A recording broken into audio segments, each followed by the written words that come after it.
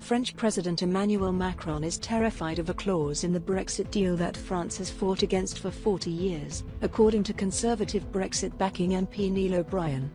Tory MP reveals why Macron hates UK's Brexit deal. Something like this is going to be the way that we bring the very divided, Andrew's right, the very divided country back together. And in terms of the backstop, I mean, I think the backstop is like France's worst nightmare. And if we ended up in it, which I don't think we necessarily will, we would have complete tariff-free access to the European Union, but not have to obey new EU laws. That is what the French have been working for 40 years to try and avoid. France has fought for 40 years against Britain striking a deal that would hand them frictionless trade with the EU without the laws. According to Tory MP Neil O'Brien, who voted leave in the referendum, the contentious backstop agreement is Emmanuel Macron's worst nightmare.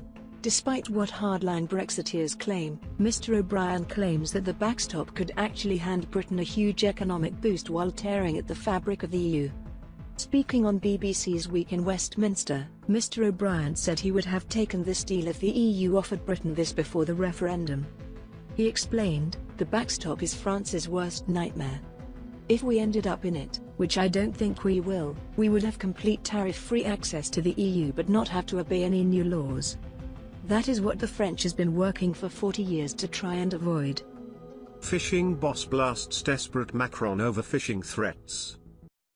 If the UK insists and maintains its red line of retaining control of who fishes in our waters and for what and when, that is something Macron could do nothing about, and it would damage his fleet enormously from day one within hours if they couldn't get into our waters.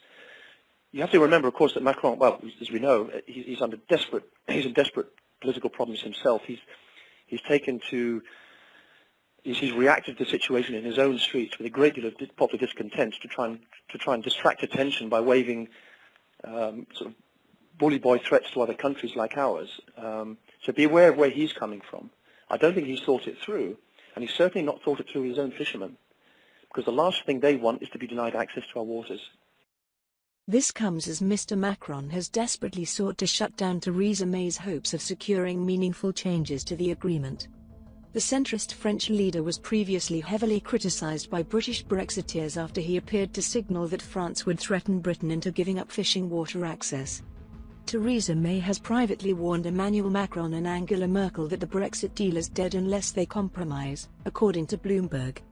European leaders humiliated the Prime Minister earlier this week when they rebuffed her requests for more concessions. Macron wanted UK to suffer in negotiations, says expert.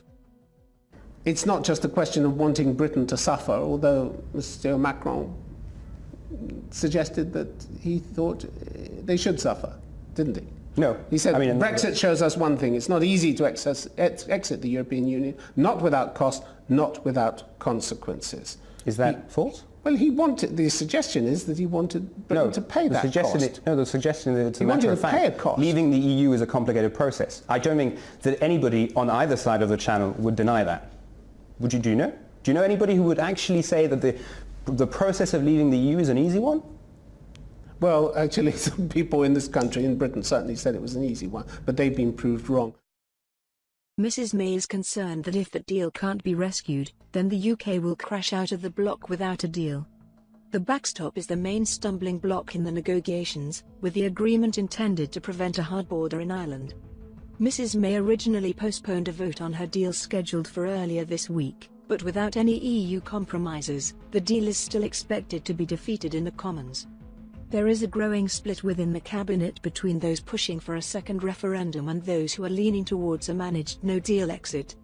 5 ministers, including Chancellor Philip Hammond and Work and Pensions Secretary Amber Rudd, are leaning reluctantly towards supporting a second referendum.